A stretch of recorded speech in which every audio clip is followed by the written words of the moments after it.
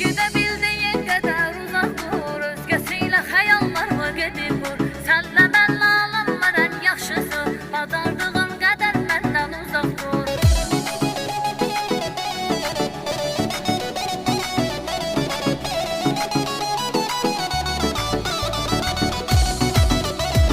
Sen hiç bilmedin değerimi azalım, sevmedin ki her an yanımda kalam. Digirim özgesi menden mi çok sevir, bak gelecek peşman olarsan canım. Gitgide bildiğin kadar uzak dur, özgesiyle hayallarımı gedib vur. Senle benle alanlar en yaxşısı, bacardığın kadar benden uzak dur. Gitgide bildiğin kadar uzak dur, özgesiyle hayallarımı gedib vur. Senle benle alanlar en yaxşısı, bacardığın kadar benden uzak dur.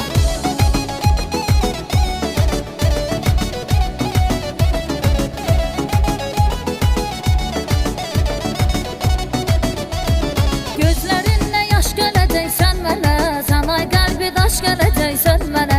Seni bağışlamaram mən ayıp etmərəm, bağışlamaqla daha səhv etmərəm. Gitgide bildiğin kadar uzak dur, özgesiyle hayallarımı gedib vur. Senle benle alanlar en yaxşısı, bacardığın kadar benden uzak dur. Gitgide bildiğin kadar uzak dur, özgesiyle hayallarımı gedib vur. Senle benle alanlar en yaxşısı, bacardığın kadar benden uzak dur.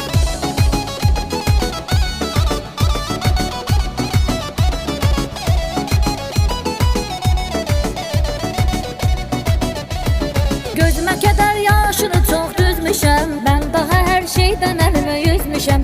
Neyinki senden daha ay vefasız, ümumiyetle dünyadan bezmişem.